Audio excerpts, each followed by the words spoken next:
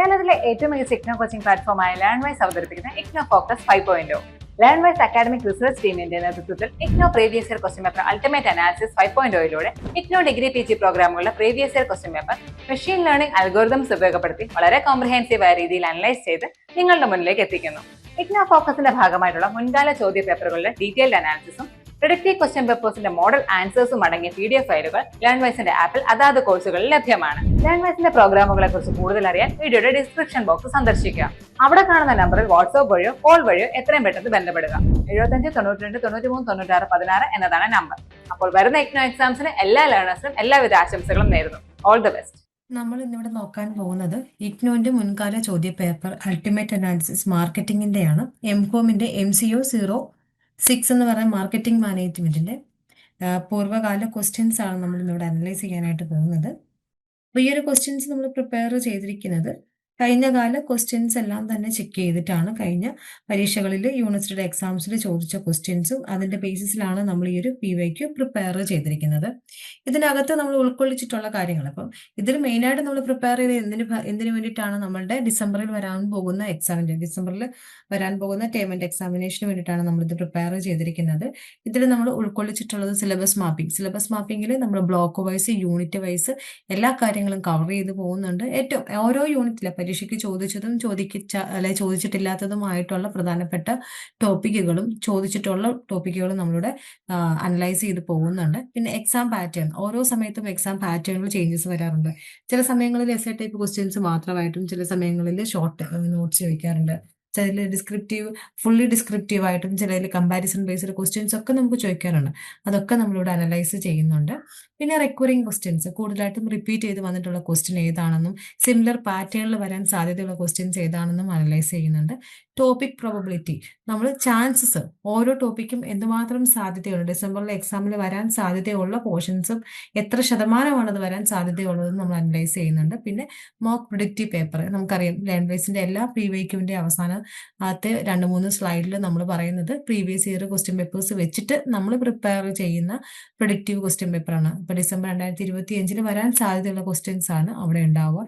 പിന്നെ answers, model answers, ഓരോന്നിന്റെ answer എവിടെയാണെന്നും അത് എന്തുമാത്രം സെന്റൻസിൽ എഴുതണം, എന്തെല്ലാം കാര്യങ്ങൾ ഉൾക്കൊള്ളിക്കണമെന്നും നമ്മളിവിടെ പറഞ്ഞു പോകുന്നുണ്ട്. അപ്പൊ ഇതിന്റെ ബേസിസിലാണ് നമ്മൾ ഈ ഒരു PYQ പ്രിപ്പയർ ചെയ്തിരിക്കുന്നത്. ഫസ്റ്റ് തന്നെ സിലബസ് മാപ്പിംഗ് ആണ്. സിലബസ് മാപ്പിങ്ങിൽ ഓരോ യൂണിറ്റിലും ഓരോ യൂണിറ്റിലെയും പ്രധാനപ്പെട്ട പോർഷൻസും ടോപ്പിക്സും അത് എത്ര പ്രാവശ്യം വന്നു എന്നും അത് എന്തുമാത്രം റിലവൻ്റ് ആയിട്ടുള്ള കാര്യങ്ങളാണെന്നും പറഞ്ഞു പോകുന്നുണ്ട്.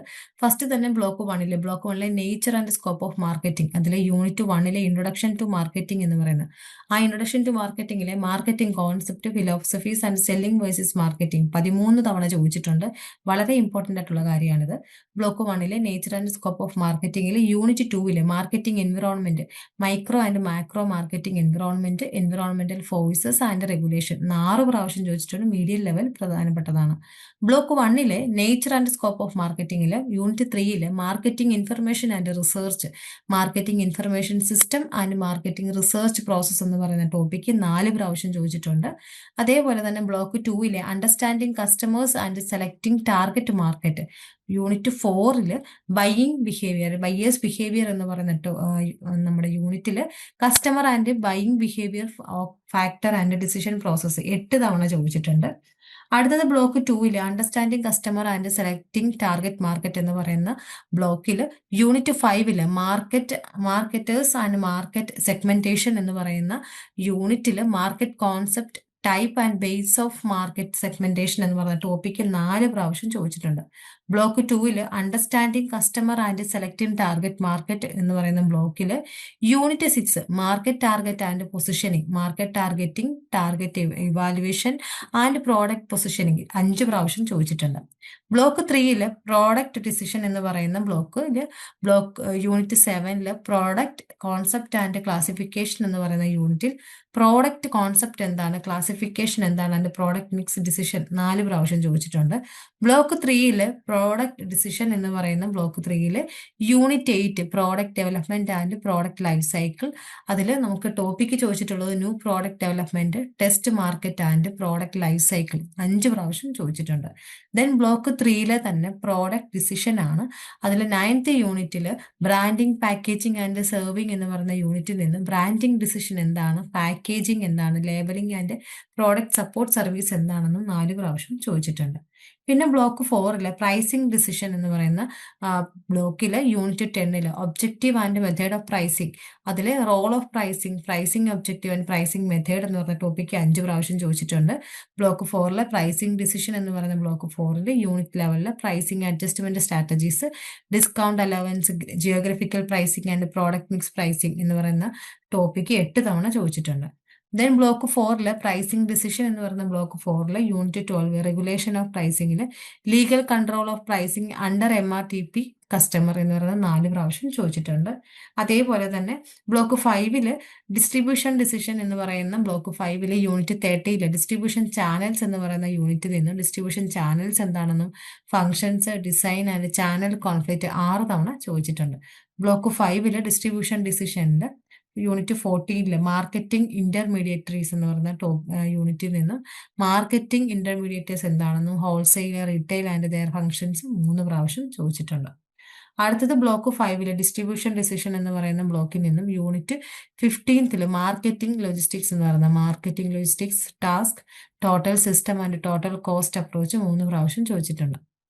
അടുത്ത block 6 promotion decision and emerging issue എന്ന് പറയുന്ന block 6 16th unit marketing communication, അതിലെ marketing communication, promotion mix and integrated communication 7 പ്രാവശ്യം ചോദിച്ചിട്ടുണ്ട്. Block 6 promotion decision and emerging issue എന്ന് പറയുന്ന ബ്ലോക്ക് 6 17th യൂണിറ്റ് ആയിട്ടുള്ള personal selling and sales promotion എന്ന് പറയുന്ന യൂണിറ്റിൽ നിന്നും പേഴ്സണൽ സെല്ലിംഗ് അതിന്റെ റോൾ എന്താണ്, selling process and sales promotion method എന്താണ്, അതേ 3 പ്രാവശ്യം ചോദിച്ചിട്ടുണ്ട്.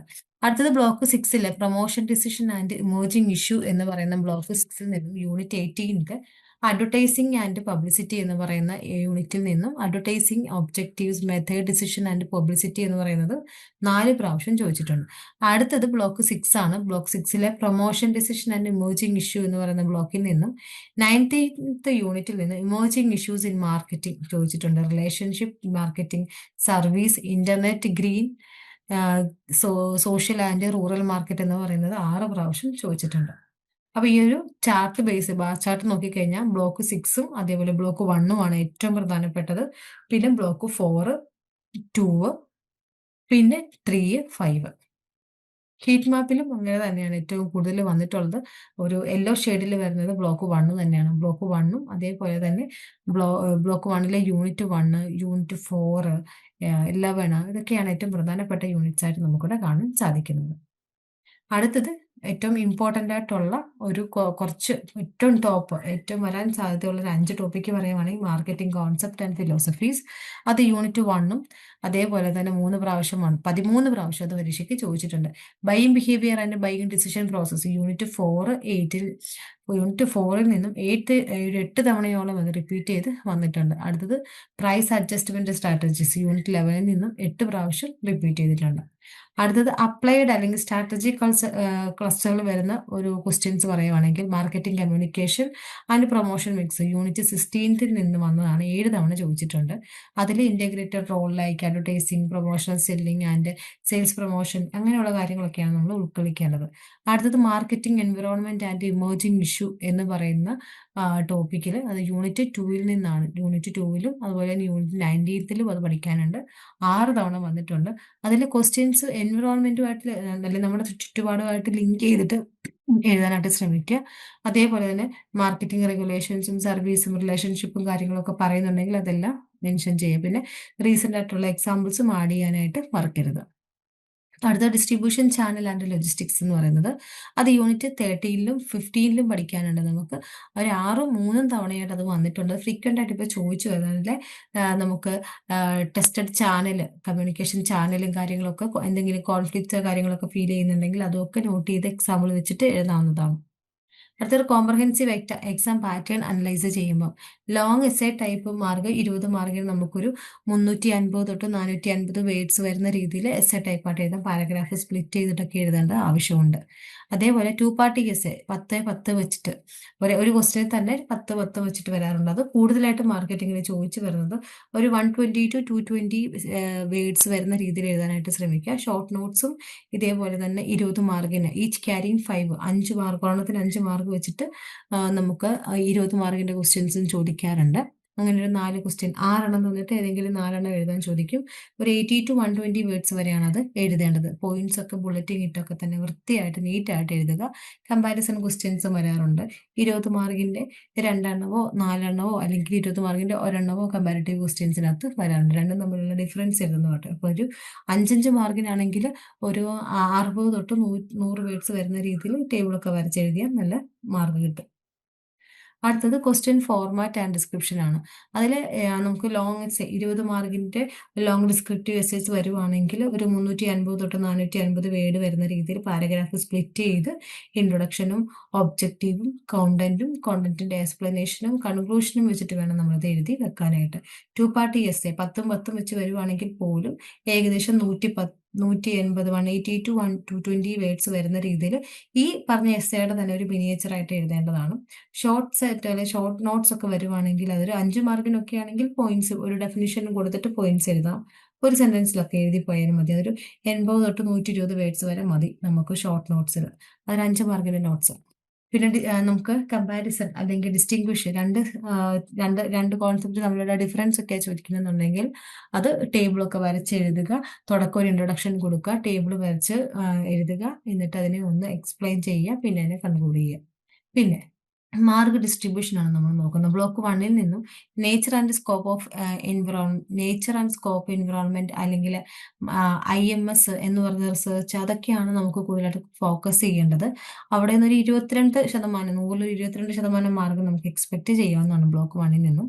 ബ്ലോക്ക് 2ൽ ബൈയിങ് ബിഹേവിയർ സെഗ്മെന്റ് ആണ്. അതൊരു 19 തവണ ചോദിച്ചിട്ടുണ്ട് നമുക്ക് പരീക്ഷയ്ക്ക്. ബ്ലോക്ക് 3ൽ product and service decision PLC, product life cycle നമുക്ക് പ്രധാനപ്പെട്ട ഒരു ക്വസ്റ്റ്യൻ തന്നെയാണ്. ആവറേജ് ഒരു 15 മാർക്കൊക്കെ നമുക്ക് എക്സ്പെക്ട് ചെയ്യാവുന്നതാണ്. ബ്ലോക്ക് 4ലെ pricing objective methods and regulation 14% mark നമുക്ക് എക്സ്പെക്ട് ചെയ്യാം. ബ്ലോക്ക് 5ലെ ചാനൽ ഇന്റർമീഡിയേറ്റീവ്സ് ആൻഡ് ലോജിസ്റ്റിക്സ് ഒരു 15 തവണയും 15%. ദെൻ ബ്ലോക്ക് 6ൽ promotion IMS, integrated market communication, sales promotion, emerging issues എന്ന് പറയുന്നതൊക്കെ ഒരു 15% നമുക്ക് എക്സ്പെക്ട് ചെയ്യാവുന്നതാണ്.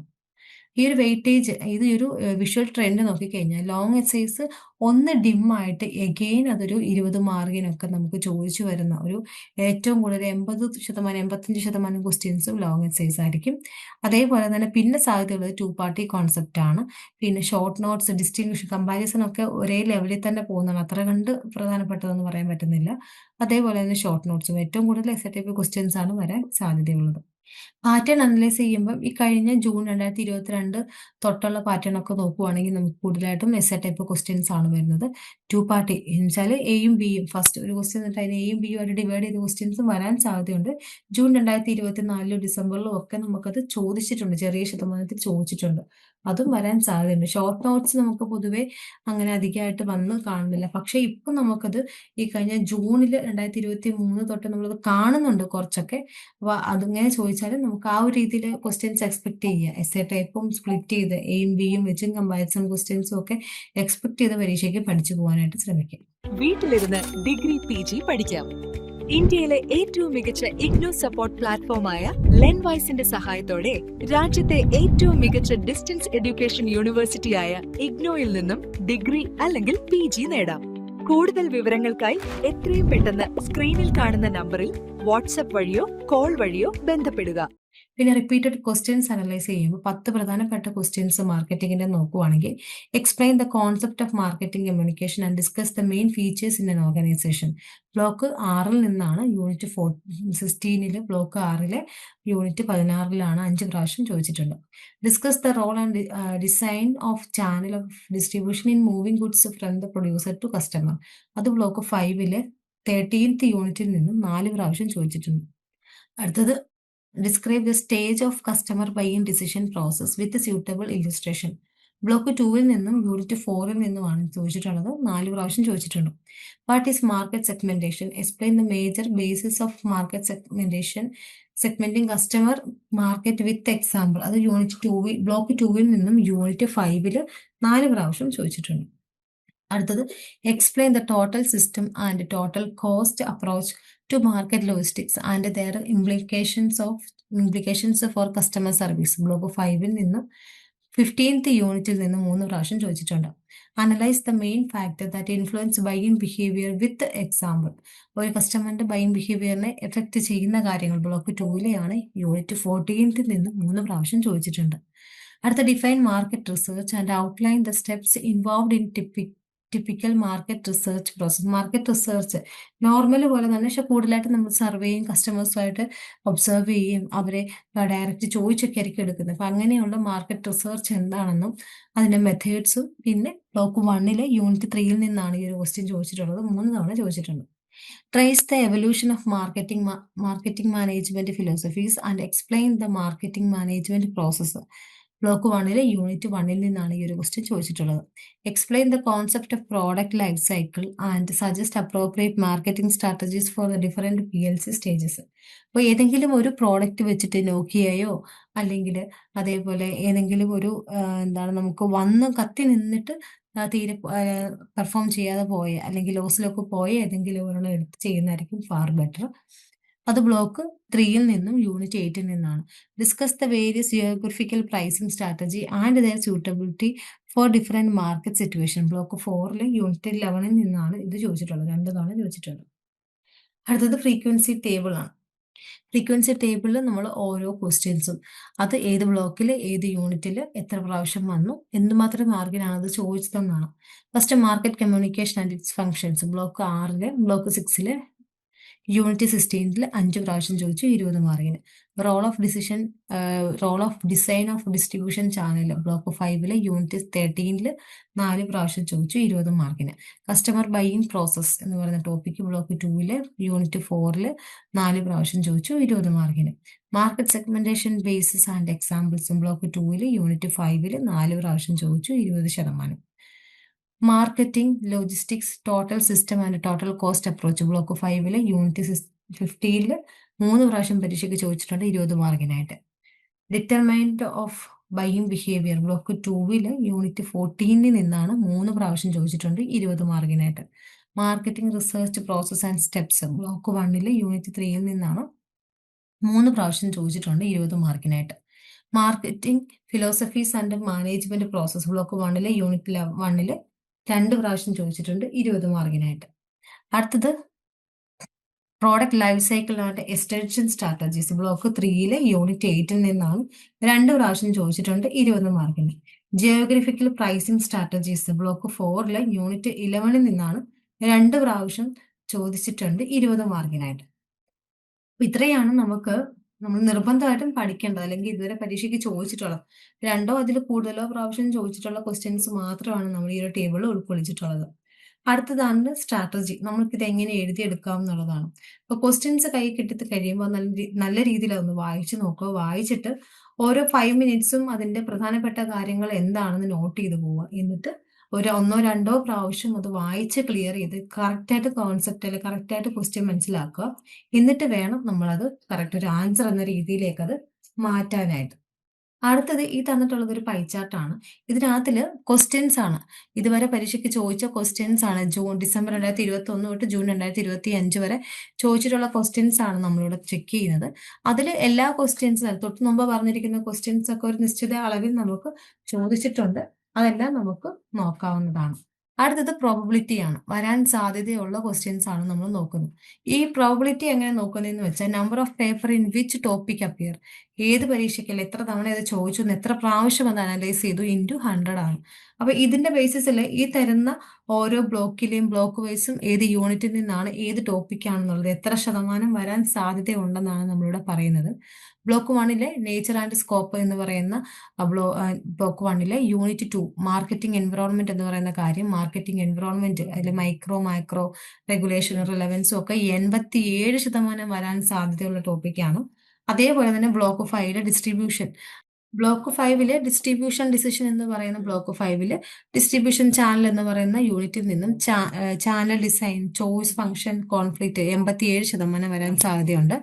Block 6 promotion and emerging issue എന്ന് പറയുന്ന കോൺസെപ്റ്റ്, അതിൽ 16th യൂണിറ്റ് ആയിട്ടുള്ള മാർക്കറ്റിംഗ് കമ്മ്യൂണിക്കേഷൻ എന്ന് പറയുന്നത് നമുക്കൊരു 75%, അതിൽ meaning, functions, promotion, mix and integration എന്ന് പറയുന്ന ടോപ്പിക്കൊക്കെ നമുക്ക് 75% ചോദിക്കാൻ സാധ്യതയുള്ളതാണ്.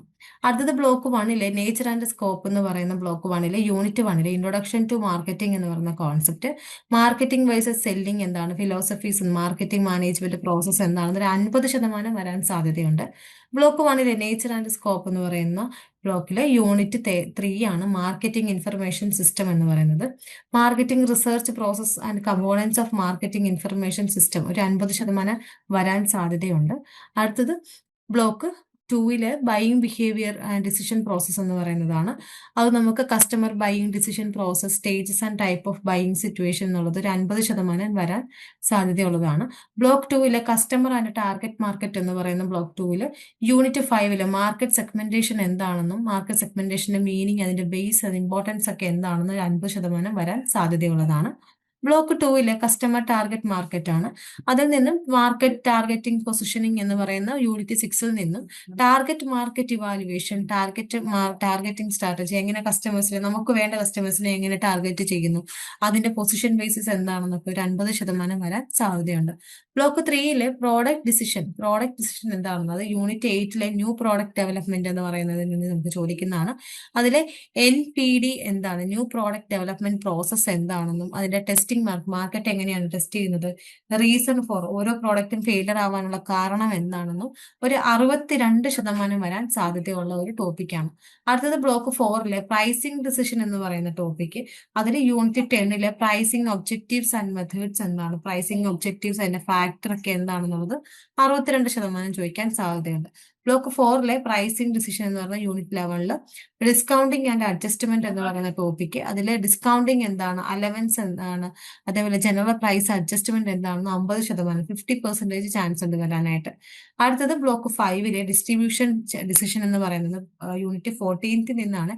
ഇന്റർമീഡിയറ്റീവ്സ് ആൻഡ് റീറ്റെയിൽ, അതിലെ റോള്, ഫങ്ഷൻസ്, ഹോൾസെയിലർ, റീറ്റെയിലർ, അതൊക്കെ ഒരു 50% വരാൻ സാധ്യതയുണ്ട്.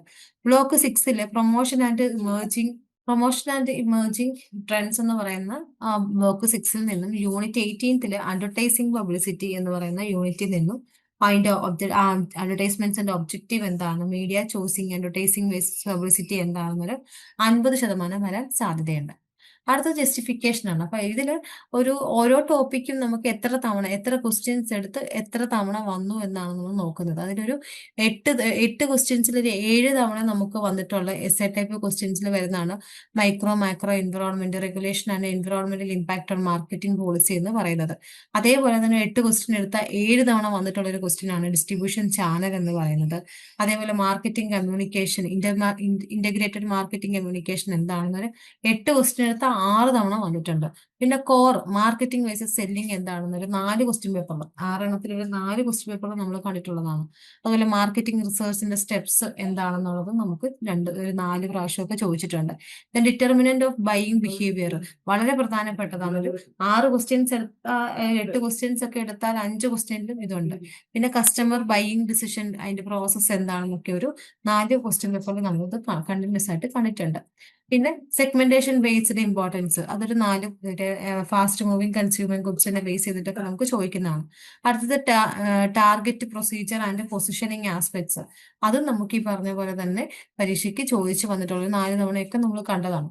പ്രൈസിങ് ഒബ്ജക്റ്റീവ്സ്, അതേപോലെ തന്നെ ഡിസ്കൗണ്ട് അലവൻസ്, എന്തൊക്കെയാണ് റിലേറ്റഡ് പ്രൈസ് അഡ്ജസ്റ്റ്മെന്റ് എന്തൊക്കെയാണെന്നൊക്കെ നമുക്ക് ചോദിച്ചിട്ടുള്ളതാണ്.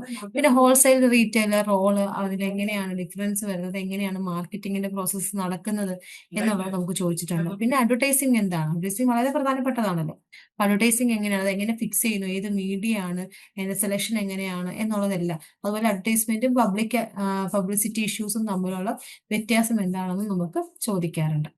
അടുത്തത് പ്രയോറിറ്റി ബേസ്ഡ് ആണ് പറഞ്ഞു പോകുന്നത്. പ്രയോറിറ്റി ബേസ്ഡ് ആയിട്ട് നമുക്ക് ചോദിച്ചിട്ടുള്ള കാര്യങ്ങളാണ് അടുത്തതായിട്ട് നമ്മൾ നോക്കുന്നു. അപ്പൊ ഓരോന്നിനും നമുക്ക് ഏറ്റവും കൂടുതൽ റിപ്പീറ്റ് ചെയ്ത് വന്നിട്ടുള്ളത് നമ്മൾ ഇപ്പൊ പറഞ്ഞ കാര്യങ്ങൾ, എൻവിറോൺമെന്റ് എന്ത്, micro and macro environment, marketing based എന്തൊക്കെയാണ്, ഡിസ്ട്രിബ്യൂഷൻ ചാനൽ എന്താണ്, മാർക്കറ്റിംഗ് കമ്മ്യൂണിക്കേഷൻ എന്താണ്, ഇതൊക്കെയാണ് നമുക്ക് ഏറ്റവും പ്രധാനപ്പെട്ട് ചോദിക്കാറുള്ളത്.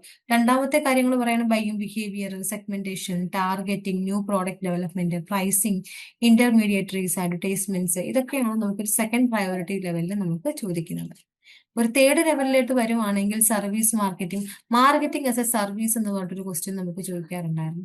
അപ്പൊ അത് എന്താണെന്നും അതേപോലെ തന്നെ ലോജിസ്റ്റിക്സ് ടാസ്ക്, പ്രൈസ് റെഗുലേഷൻ, അങ്ങനെയുള്ള പിന്നെ ഇമേർജിംഗ് ആയിട്ടുള്ള കുറച്ച് ഇഷ്യൂസ് റിലേറ്റ് ചെയ്തൊക്കെ നമുക്ക് ക്വസ്റ്റ്യൻസും പരീക്ഷയ്ക്ക് ചോദിക്കാറുണ്ട്.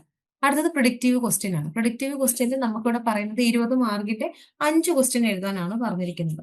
അപ്പൊ അതിലെല്ലാം ഈക്വൽ മാർക്ക് എന്നാണ് പറഞ്ഞു പോകുന്നത്. ഫസ്റ്റ് ക്വസ്റ്റ്യൻ നമുക്ക് നോക്കാം. Explain the distinction between the selling and marketing. മാർക്കറ്റിംഗും സെല്ലിംഗും തമ്മിലുള്ള വ്യത്യാസം എന്താണെന്നും അതേപോലെ തന്നെ ഫിലോസഫീസ്, മാർക്കറ്റിംഗ് ഫിലോസഫീസും എന്തെല്ലാം കാര്യങ്ങളാണ് മാർക്കറ്റിംഗ് മാനേജ്മെന്റിൽ നമ്മളെ എഫക്ട് ചെയ്ത് ഇൻഫ്ലുവൻസ് ചെയ്യുന്നത്, ഫസ്റ്റ് ബ്ലോക്കിലെ ഫസ്റ്റ് യൂണിറ്റിൽ നിന്നുള്ള ക്വസ്റ്റ്യൻ ആണ്.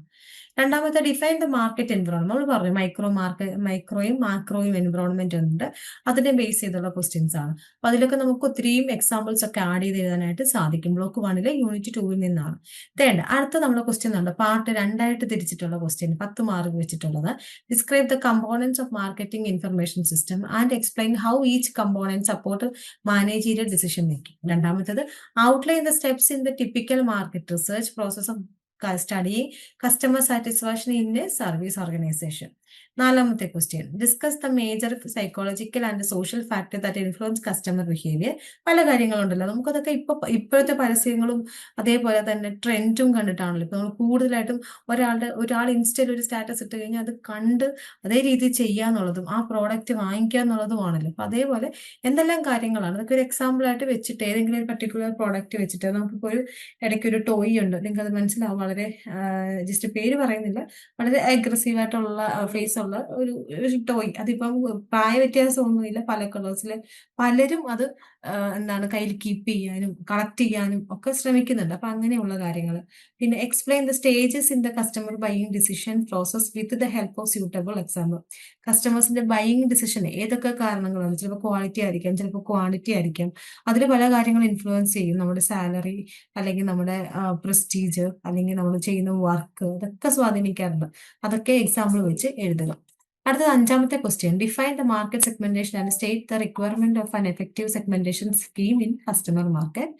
അതേപോലെ അഞ്ചാമത്തെ ക്വസ്റ്റ്യനിലെ രണ്ടാമത്തേത്, how should a firm evaluate select the target market segmentation, briefly explain how positioning decisions are linked in targeting. അത് ബ്ലോക്ക് 2 യൂണിറ്റ് 5ഉം 6ഉം ആണ്. അടുത്തത് ആറാമത്തെ ക്വസ്റ്റ്യൻ ആണ്, discuss the main stage involve in a new product development from the idea generation to commercialisation. അതേപോലെ തന്നെ explain the concept of PLC, product life cycle. അതൊരു പ്രോഡക്റ്റ് വെച്ച് തന്നെ നോക്കിയ നിങ്ങൾക്ക് എക്സാമ്പിൾ എടുക്കാം, നിറവറ നിങ്ങൾക്ക് എക്സാമ്പിൾ ആയിട്ട് എടുക്കാം, മെഡിമിക്സ് സോപ്പ്, ഇതൊക്കെ ഇപ്പൊ ഇല്ല, നിലവിലില്ലാത്തതാണ്. അങ്ങനെയുള്ള സോപ്പ് അങ്ങനെയുള്ള പ്രോഡക്റ്റുകളൊക്കെ എടുത്ത് നിങ്ങൾ ചെയ്യുകയാണെങ്കിൽ വളരെ, അതുപോലെ ഫോർട്ട് മോട്ടോഴ്സ് ഒക്കെ നിങ്ങൾക്ക് എടുക്കാവുന്നതാണ്. അടുത്തത് ഏഴാമത്തെ ക്വസ്റ്റ്യൻ ആണ്, state the major objective of pricing and discuss the key factor that influence pricing decision. Pricing ഡിസിഷനിലെ ഇൻഫ്ലുവൻസ് ചെയ്യുന്ന ഫാക്ടേഴ്സ് എന്തൊക്കെയാണ്? പ്രോഡക്റ്റിന്റെ ക്വാളിറ്റി, കോസ്റ്റ് ഓഫ് പ്രോഡക്റ്റ്, അതേപോലെ ട്രാൻസ്പോർട്ടേഷൻ, കസ്റ്റമേഴ്സിന്റെ വാല്യൂ, അതുപോലെ കോമ്പറ്റീറ്റർ, അങ്ങനെ പല കാര്യങ്ങളുണ്ട്. പിന്നെ describe any 4 pricing adjustment strategies that company may adopt in practice. നിലവിൽ എല്ലാ കമ്പനീസിനും അഡോപ്റ്റ് ചെയ്ത് പ്രാക്ടീസ് ചെയ്യാൻ പറ്റുന്ന പ്രൈസിംഗ് അഡ്ജസ്റ്റ്മെന്റ് എന്തൊക്കെയാണ്? ഒന്നാണെങ്കിൽ നമുക്കൊരു 2% കുറവോ അല്ലെങ്കിൽ എന്തെങ്കിലും ഒരു കാര്യങ്ങൾ സാഷയായിട്ടോ പ്രോഡക്റ്റ് ഒന്നിനോട് കോംപ്ലിമെന്ററി ആയിട്ട് കൊടുക്കുന്നതോ അങ്ങനെയൊക്കെ ഉണ്ടല്ലോ. പിന്നെ എട്ടാമത്തെ ക്വസ്റ്റ്യൻ ആണ്, explain the functions performed by distribution channel and the factors that influencing channel decision. ഏതൊക്കെയാണ് പ്രോഡക്റ്റും ആ പ്രോഡക്റ്റിന്റെ ഏത് ഏജ് ഗ്രൂപ്പാണ് അത് ഉപയോഗിക്കുന്നത്, അതൊക്കെ നോക്കിയിട്ട് നമുക്ക് ഡിസ്ട്രിബ്യൂഷൻ ചാനൽ സെലക്ട് ചെയ്യാവുന്നതാണ്. അടുത്ത question, discuss the total system approach and the total cost approach to marketing logistics. ഇത്രയാണ് നമ്മൾ പ്രിഡിക്റ്റീവ് ക്വസ്റ്റ്യൻസിൽ മെയിൻ ആയിട്ട് പറഞ്ഞു പോകുന്നത്. ഇത്രയും ക്വസ്റ്റ്യൻസ് നോക്കുക. പിന്നെ ലാസ്റ്റ് ക്വസ്റ്റ്യൻ ആണ്, what is integrated market communication, explain the factors that effect the choice promotion mix of the customer brand. Write a short note, any 2 തന്നിരിക്കുന്നതിൽ ഏതെങ്കിലും 2 എഴുതാനാണ്. റോൾ ഓഫ് പേഴ്സണൽ സെല്ലിംഗ് എളുപ്പമാണ്, objective of sales promotion, advertising and publicity, then relationship marketing. ഇത്രയാണ് നമ്മുടെ predictive questions. വളരെ simple ആയിട്ടുള്ള predictive questions direct ആയിട്ട് ചോദിച്ചിരിക്കുന്നു. ഇത് നിങ്ങൾ വർക്ക്ഔട്ട് ചെയ്യും. ഇതിന്റെ ആൻസേഴ്സ് നിങ്ങൾ കണ്ടുപിടിച്ചിട്ട് പോയാൽ തന്നെ നിങ്ങൾക്ക് പരീക്ഷയ്ക്ക് നല്ല രീതിയിൽ മാർക്ക് കിട്ടുന്നതായിരിക്കും. So all the best. വീട്ടിലിരുന്ന് ഡിഗ്രി PG പഠിക്കാം. ഇന്ത്യയിലെ ഏറ്റവും മികച്ച ഇഗ്നോ സപ്പോർട്ട് പ്ലാറ്റ്ഫോമായ ലേൺ വൈസിന്റെ സഹായത്തോടെ രാജ്യത്തെ ഏറ്റവും മികച്ച ഡിസ്റ്റൻസ് എഡ്യൂക്കേഷൻ യൂണിവേഴ്സിറ്റിയായ ഇഗ്നോയിൽ നിന്നും ഡിഗ്രി അല്ലെങ്കിൽ PG നേടാം. കൂടുതൽ വിവരങ്ങൾക്കായി എത്രയും പെട്ടെന്ന് സ്ക്രീനിൽ കാണുന്ന നമ്പറിൽ വാട്സാപ്പ് വഴിയോ കോൾ വഴിയോ ബന്ധപ്പെടുക.